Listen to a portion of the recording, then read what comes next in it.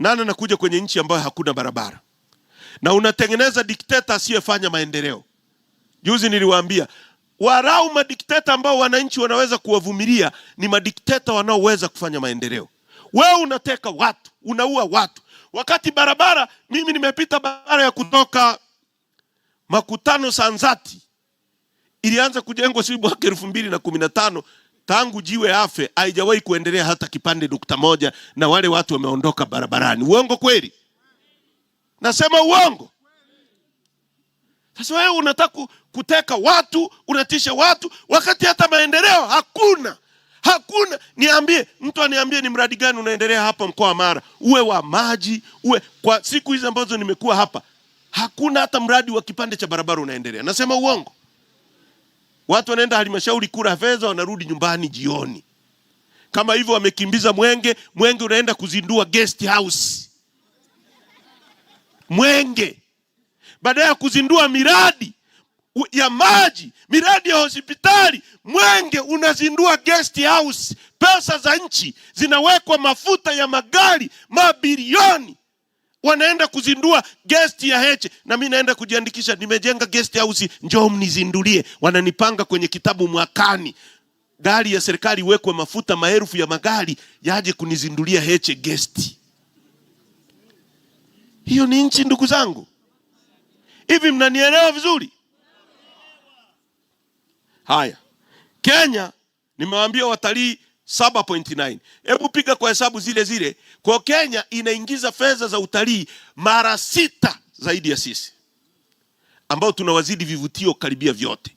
Sisi tuna maajabu 7 ya dunia, Ngorongoro, ambayo wanaita is a human credo, a mankind credo. Yani wanaamini pale Ngorongoro, Olduvai Gorge, ndio ametokea binadamu wa kwanza duniani. Hii ni nchi iliyobarikiwa, ndugu zangu. Ni nchi pekee Mungu ameipa Tanzanite duniani. Hivi mnaelewa maana yake hiyo? Yani dunia lote hili Mungu akasema nyie peke yenu ndio nawapa Tanzanite. Alafu mnakaa mnasema tunamwachia Mungu. Mungu amekupa kila kitu. Mungu alipokuwa anawaambia wakina Yakobo, wana wa Israeli, aliokuwa anaongea moja kwa moja kwamba piganieni ardhi yao, mbona hakuwaambia achieni Mungu? Si taifa hilo la Israeli mnaita taifa teule? Si kuna watu mnaamini hivyo? Wamewahi kumwachia Mungu pale kupigania ardhi yao? Kwa hiyo nyie ndio mwachie Mungu. Achieni Mungu. Yaani Mungu amewekea dhahabu hapa, badala mfanye maamuzi ya kupigania katiba, mpate elimu ya watoto wenu, mmiliki madini yenu, eti mnajidanganya eti tunamwachia Mungu. Hakuna Mungu ana kazi hiyo. Mungu amekupa ardhi uipiganie kwa kuweka viongozi ambao ni sahihi. Na utawala huu umeshafitinika. Kama ilivyokuwa utawala wa Sauli, utawala ulipoondoka kwenye mikono ya Sauli na Mungu akampaka mafuta Daudi, ilichukua miaka 25. Sauli yuko kwenye kiti, lakini utawala ulishaondoka kwake. Akawa anamuinda Daudi. Ikafika sehemu, kwa wale mnaosoma Biblia, Daudi alimkuta mpaka kwenye pango anamuinda, akakata shuka lake lile. Sikuna watu mnasoma Biblia hapa.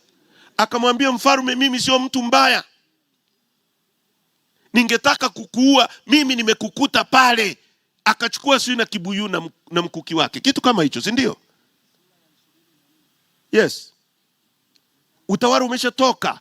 Utawala wa nchi hii tangu Lissu alipopigwa risasi, Mungu akamlinda. Alishataka Lissu ndio atuongoze kwenda kwenye nchi ya ahadi, ndio maana alimsimamisha. Nyie ambao mnatakiwa kumsaidia viongozi ili Lissu atupeleke kwenye nchi ya ahadi, sisi wasaidizi wake ndio tunamwangusha Lissu. Leo yuko ndani mwaka 1 na miezi 4. Tumeogopa hata kusema kwenye video, tunaogopa hata kuandika kwenye Facebook, hata kuchangia chama mnaogopa. Alafu mnasema tuko nyuma yako. Mnafanya nini nyuma hapo? Mnafanya nini nyuma hapo? Kwani nani haogopi kufa hapo? Nani hana watoto? Hata mimi na watoto. Lakini nimesema sitaki kuogopa. Nimekaa mstari wa mbele, tubadilishe nchi hii, tusonge mbele kwa pamoja. Tusonge mbele kwa pamoja. Na inawezekana. Inawezekana. Hakuna muujiza unaweza kufanyika. Misri inaingiza watalii milioni 19. Nilikuwa napiga kama mtalii mmoja atakuwa anaingia analipa shilingi dola 100 ya visa tu kabla hajarara hotelini, hajafanya nini. Misri wataingiza dola bilioni 1.9. Dola bilioni 1.9 ukizibadilisha mara 2600 unazungumzia trilioni 5.3. Bajeti ya Tanzania ni trilioni 62. Kwa hiyo kwa kulipa visa tu watalii wanaoingia Misri kwa mwaka, watalii tu wanaoingia Misri kwa mwaka kwa kulipa visa tu ni 10% ya bajeti ya Tanzania. 10% of total budget ya kwetu. Hii nchi hatuhitaji miaka 5. Tupeni miaka 2 tuibadilishe. Tuna akili. 2 tu, tukishindwa mtuondoe. 2 tu tutakuwa tumeweka mfumo, tutaingiza watalii kuliko nchi yoyote kwenye dunia hii. Kwa sababu tuna vivutio bora. Tutakuwa tunapata pesa kwenye utalii, tutazalisha kwenye kilimo, hatutaagiza hata chembe moja ya samaki. Nchi hii inaagiza samaki kutoka nje ya nchi. Watu wako hapa kando kando ya ziwa wanakufa na umaskini. Tunatoa bilioni 700 tunaagiza samaki kwa mwaka. Unahitaji uwape watu wako keji. Si mnafahamu keji? Uwawekezi wani maji Mungu amekupa. Tena mnaenda kwenye nchi ambazo zinazalisha samaki kwenye mabwawa. Wewe Mungu ameona huna akili, ngoja nikupe hata ziwa penye miti hapana wajenzi. In abundance of water a fully thirsty. Katikati ya wingi wa maji wajinga wana kiu. Watu wetu ni maskini, umaskini wa kutengeneza. Tukisema hayo wanataka kutuua, tumekosea nini? Tunasema tupe nchi, tutawapa keji, samaki zitanunuliwa nje ya nchi. Hizo fedha zinazotolewa kwenda kununua samaki nje zitakuja kwa watoto wenu, watajenga nyumba nzuri, watanunua magari, watasoma pazuri. Tunaagiza mchere. Mwalimu Nyerere alijenga shamba lilolizungumza bwana nani. Miaka 65 baadaye naambiwa shamba lilojenga Mwalimu limewekewa miundombinu, liko ziwani. Hata kuweka lile shamba lizalishe mchere. Mchere ni siku 90, ni miezi 3 ndugu zangu. Miezi 3. What are the ingredients for a good life? It starts with your wellness. Having partners who root maji, unavuna, unaingiza maji kwa sababu una maji, husubiri tena mvua ya Mungu, unapanda tena. Pale kwenu shamba lile lingekuwa linavunwa mara 4 kwa mwaka. Kungekuwa na vijana zaidi ya 100,000, wengine wanaendesha matrekta, wengine wanapaki, tumeweka viwanja vya ndege pale vinachukua mpunga, ndege za cargo zinashuka kule Bugwema, zinachukua mpunga zinapeleka kwenye nchi zinazopigana vita huko. Sisi ndio tungekuwa tunawalisha. Na sisi eti tunasubiri ngano inatoka Ukraine. Ukraine tumeagiza ngano mwaka jana ya dola zaidi ya milioni, pesa za kitanzania bilioni 800. Tunaagiza ngano. Mwalimu Nyerere alitenga shamba kule Basoto na kulisha nchi nzima ngano.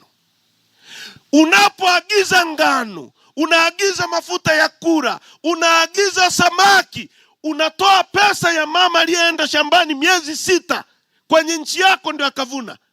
Unaipeleka Ukraine kuagiza ngano. Andazi linaliwa kule kwetu kwa Makorere. Pesa inatoka inaenda kwa mtu wa duka aliyenunua ngano. Ile inatoka hapa inaenda kwa Azam aliyetengeneza ngano. Azam anachukua hizo pesa anazipeleka Ukraine kuagiza ngano. Sisi tuna mashamba. Watu wetu hawana ajira. Ni kweli kwamba nchi hii hakuna nafasi za ajira? Ajira zipo. Tatizo ni wajinga wachache wanaotutawala kwa mabavu. Na kiongozi mzuri hawezi kulinda cheo chake kwa gharama ya damu, analinda nchi yake kwa gharama za damu. Nchi yake kwa gharama, anasema mimi nitajitolea maisha yangu kwa ajili ya nchi yangu. Huyo ndio kiongozi mzuri. Sio mtu anayelinda cheo, mimi nafanya hii kazi, ndio maana hakuna mtu ananitisha. Nataka nifanye kazi hii hata kwa siku moja tu. Kama watanitoa wanitoe, lakini watu waje waseme Heche alipokuwa hapa alisimamia kitu fulani kikasogea hapa na pale. Kiongozi anayeogopa kufanya maamuzi na kusema ukweli, kwa sababu anaogopa kuwaudhi watu, anaogopa kukosea, anaogopa kuchukua maamuzi, huyo hafai kuwa kiongozi. Na ndio tatizo tulilo nalo. Tatizo la kufurahishana. Tunataka tupeleke nchi hii pale Mungu alipotaka iwe. Hii ni nchi ya Mungu. Sio nchi ya Samia Suluhu Hassan na familia yake. Ni nchi ya Mungu.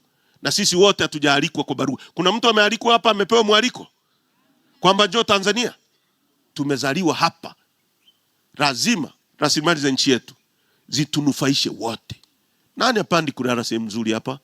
Anyoshe mkono. Nani apendi maisha mazuri? Anayependa kulala njaa, akiugua asitibiwe vizuri? Nani yuko hapa? Kwa nini wao wakatibiwa Ulaya wakati wanatuambia hizo hospitali zinazojengwa ni nzuri? Kwa nini? Watu wa Msoma, fungueni macho. Hii kazi mimi mwenyewe siiwezi. Tunataka tuifanye wote. Viongozi wajibikeni. Hivyo vyeo mnavyopewa, sio katibu wa wilaya, sio ni, jiulize kwa mwezi umetenga mara ngapi kukaa vikao vya chama? Wewe unayejiita mwenyekiti wa tawi umefanya kazi ya chama mara ngapi? Umeingiza wanachama wangapi? Kueni kama wainjilisti. Nendeni gongeni hodi kwenye miji ya watu. Mimi ni mtu wa Chadema. Nimekuja hapa nataka kukusajili uwe mwanachama wetu. Na namba yetu ya chama ni 0744 44 69 69. Changia chama shilingi 1000.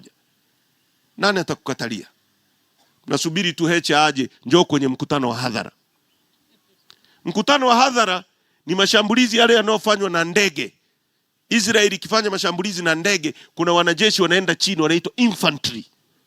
Infantry wanaotembea kwa miguu ndio wanateketeza kule. Wanakuta kama mtu ambako kanapumua pumua, wanamalizia na singe. Infantry.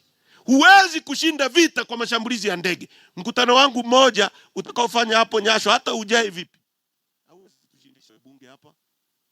Nyie viongozi wa Mgaranjabo, Sui Makoko, mnafanya nini na wananchi? Naaminika vipi? Uadilifu wenu ni nini? Mtu anatakiwa akikuona ni mtu unayefanana na Chadema. Sio mtu ambaye mtaani una tabia mbaya, huaminiki, ukipewa umewahi kuwa mwenyekiti wa mtaa unaiba hela za mtaa. Wezi. Ndio maana mimi Tarime pale nikibisha hodi hivi, haki ya Mungu hakuna mtu akunishinda ubunge pale. Haki ya Mungu kabisa. Kwa sababu nilipewa miaka hii. Na ni watu wachache, watu wanakupa udiwani, unapiga kazi, wanakuamini, wanakuelevate juu. Sio mchezo mzee. Mara nyingi unapewa udiwani unaharibikiwa pale pale. Yaani hatukujua huyu ni mtu wa aina gani, Mungu tusamee. Na mimi ndio maana kwa kazi zangu nimekuwa katibu wa tawi wa Chadema Sauti. Nikawa mwenyekiti wa vijana, nikawa diwani, nikawa mjumbe wa kamati kuu, na hapo nikawa mwenyekiti wa kanda, na nyie mkanipandisha kwa sababu mnaona mienendo yangu sijawahi kubadilika. Ukiniona leo ni yule niliyekuwa jana, na nayo yasema leo sijawahi kubadilika. Na wengine ambao wanijui wanakasirika. Wanasema sio anamsema Samia. Kuna mtu sijawahi kumsema mimi. Mimi nimemuasha Magufuli akiwa anapita nyasi zinatetemeka. Amekuja jimboni kwangu ananitisha, nikamwambia Mheshimiwa Magufuli, mimi ni mbunge, nisikilize. Utaki, chukua maiki yako kaa nayo huko. Sasa leo nisiseme ukweli kwa sababu gani? Anamsema Samia. Ukifanya mabaya nitakusema tu. Mimi ni kiongozi wa upinzani. Kama unataka timu ya kukuimbia mapambio na kukuabudu, si unao wa kutosha. Sisi haikutoshi kukuabudu na kukuimbia praise and worship team. Mimi am not a part of that. Mimi sio kiongozi wa kuimba na kuabudu mapambio. Mimi naimba na kuabudu kwa Mungu, sio kwa binadamu. Unao wa kutosha huko bana. Hauna chukiaga eti hata mwandishi wa habari ananiambia, kwani hujaona kitu kizuri ambacho eti wewe uwe nachukia maswali ya kijinga. Huyu ni mwandishi au ameokotwa tu mpiga picha? Hivi eti nyie hakuna kizuri ambacho mmeona kwa CCM? Si waseme wao.